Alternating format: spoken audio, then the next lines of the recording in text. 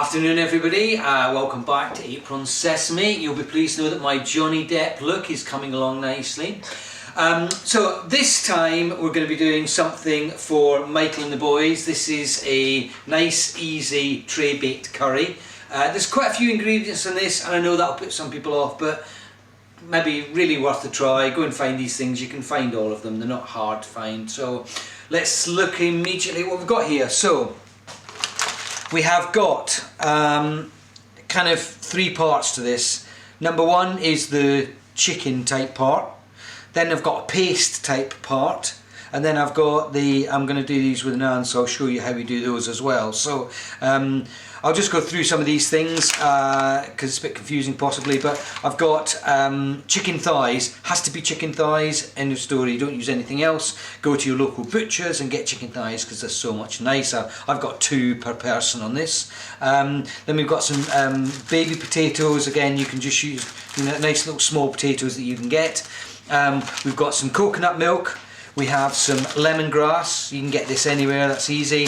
We have some basil, and I have some beans, and I'm going to add those in, but I'm going to blanch them, I'm going to cook them first, then I'm going to put them in the tray bake as we get on, but you'll see that as we get on. What I've also got is this thing here called kecap mayonnaise, okay? And that is it's like a sweet soy type thing.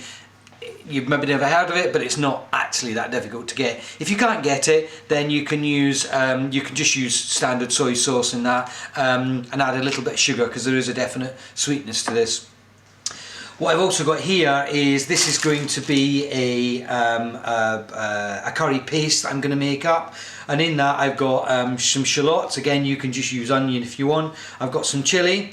I've got some ground coriander. This is about a big heaped teaspoon. It's about half a teaspoon of chili flakes, but you can do what you want with that. I've got some turmeric, which will turn everything yellow. Again, I've got a good teaspoon of that. I've then got a tablespoon of sugar, because it's a fairly sweet thing. I've then got some cloves of garlic. You can use 4, 6 cloves of garlic, however many you want in there. I've then got a nice big chunk of, what's that called? Ginger. Oh, my mind's going, I'm getting old. Big chunk of ginger, and I've got some tamarind paste. Again, this isn't really hard to get, even though you might not have used it. Go and get it, it's not too bad. I'm going to use about 2 heaped teaspoons, maybe a bit more than that. And all I'm going to do is I'm going to blitz those all up. But and then we've got obviously a couple of naan breads that we're going to like shush up a little bit, and we'll have all that together. So without further ado, I'll start on the chicken side of things. Okay, so the first thing I'm going to do is I'm going to get the chicken and the potatoes in an oven. I've got an oven set at about 180, and all I'm going to do is I've just thrown all the chicken and the potatoes together, as you'll see. I'm now going to cover that with a really good glug of olive oil. And then I use like this really nice Maldon sea salt, which is really nice. Good, you see there's quite a lot of it going on there, but I want all of this too, and I'm going to mush this all together. Okay, but the most important thing, as I've said before on tray bakes, okay, try and position things. So I want each piece of chicken to sit on some potatoes, and I want the skin to be nice and like on the surface, okay, because this skin's going to crisp up and it's going to add like loads of flavour. Okay, so now that's like that. We can then put this straight into the oven, and this is going to go into the oven for 30 minutes. While that's doing that, I'm going to create the paste and do some other bits. Okay, so I'm just going to quickly whip up my paste. So in goes my garlic. I'm going to do, this is tamarind paste, so I'm going to do 2 kind of good tablespoons of that. Okay, and then I'm going to put in these other items here. So I've got my ginger, okay, and then my turmeric and salt and coriander, and I've got my chili flakes, and lastly these nicely chopped shallots. These are actually frozen chopped shallots, because I don't use shallots that often, so keeping them in the freezer is quite a good way. So yes, put them in there, and I'm going to quickly whiz it up, and I'll show you the paste when it's finished. Okay, so I've just whizzed that around, and you'll see now that I've got this kind of beautiful. I've actually blitzed that quite a lot because I want it to be quite fine because it's going in with all the chicken and the sauce, and if you have too many kind of bits, especially on the ginger, it gets a bit, you know, bitty, and you want to try and get this as fine as you can. I've actually added a tiny bit of olive oil in there as well because just to make it make it just that little bit smoother. So once the chicken's ready, I am then going to be putting this into the chicken tray bake. Okay, so often when I do a curry, we want to have naan with it, or some rice and naan, but certainly a naan. And one of the things that I like to do when I get these naans is that they're just like a bit boring and bland just out of the packet. So I like to try and shush them up a little bit, as Lydia would say. So what I'm going to do is I'm just going to show you how I shush them up. Again, you can come up with, you know, all manner of different ways of doing this, but this is just one way that I've done. But have a play. Feel free to give different ideas a go. So the first thing that I do is I get the naan and I run the bottom half, so the underside, under the cold tap. I don't do both sides, I just do the underside, and that gives just a little bit of moisture adding back into it. So I've done that on both of these already. Okay. Then what I do is I get some butter, and weirdly, you might think it's weird, I basically spread like a load of butter over the top of the naan bread. Okay, now don't be, you don't need to do this like be too precious about it, but also you do actually need to put a decent amount of butter on, because what you want is that lovely butter melting as these are going in the oven, and they'll just soften it all up and crisp it and stuff. So as you'll see, I'm just trying to get the butter into all the nooks and crannies, and now I'll do the same with this one. Okay, it's like you're buttering a large piece of bread. Okay, now what I then do is I then get my lovely Maldon sea salt and I put some salt on there. Again, you might think that's quite a lot, but once it's absorbed it won't be too bad. Then what I do is I will invariably get some herbs, and I'm a big fan of coriander. I know not everyone likes coriander, but I love it. So I'll put some coriander on there. Okay.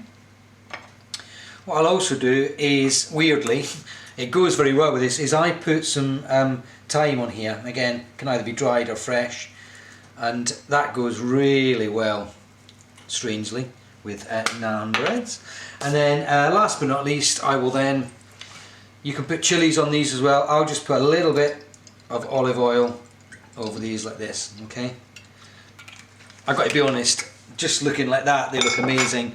And I'll put those in a fairly hot oven. I'll put them in for about kind of 10-15 minutes. Keep your eye on them. If your oven gets a bit hot, they will start to scorch, and they can sometimes, what can happen is they go very thin and they're a bit too crispy. So you have to kind of get that mixture between crispy enough and still have a bit of softness. But that's how I do these, and I'll show you these when they're finished and they've come out of the oven. I won't put these in until about 10 minutes before the dish is due to be served, because I don't want these lying around too much, because they'll start going a bit hard. So that's the naan breads. Okay, so this is these potato and chicken, that's had half an hour. Okay, so after half an hour, take it out, and you need to add in these other bits. So we have my lovely paste I made from earlier.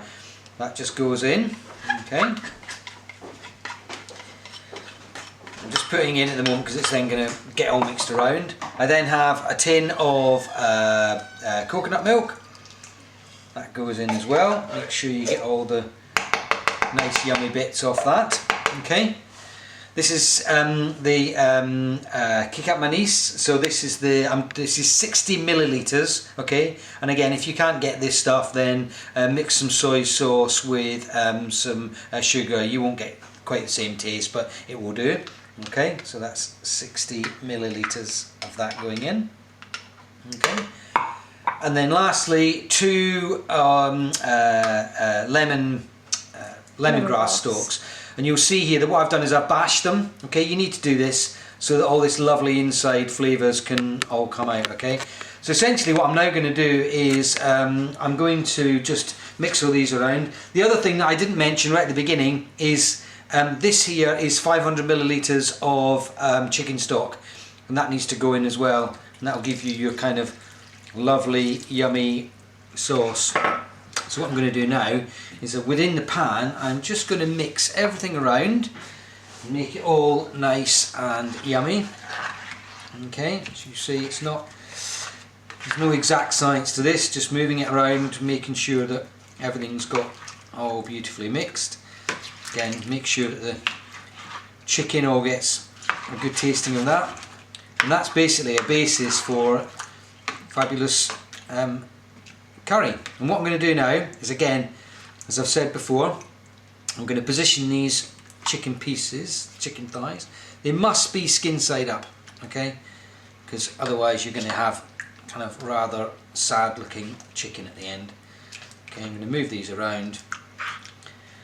So we've now got all the chicken thighs with the skin side up, okay. And this is going to go in for about 35-40 minutes. We'll need to test and check that your chicken's all ready. This is going to then go back in the oven, as I say, for roughly about another 40 minutes or so, and then we'll take it out and we're going to add in some beans. Don't forget my lemon stalks. Okay, move that around, and then we'll talk to you when it's finished. Lovely. Okay, so 40 minutes later, I now have my chicken out. I mean, look at this, it looks amazing. I can prod the potatoes and I can see that they're ready, and if I put a knife into the chicken, I can see that nice clear juices are flowing through. As I say, this has had about 40 minutes beyond the original half hour.